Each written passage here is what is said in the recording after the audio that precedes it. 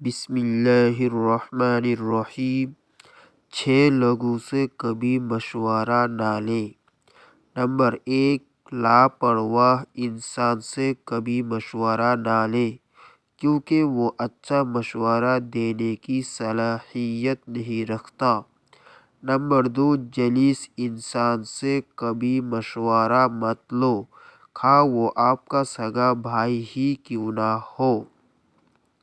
Number 3، جس کے دل میں اللہ تعالیٰ کا خوف موجود نہ ہو اس سے کبھی بھی مشورہ مت لو، خواہ وہ آپ کا والد ہی کیوں نہ ہو۔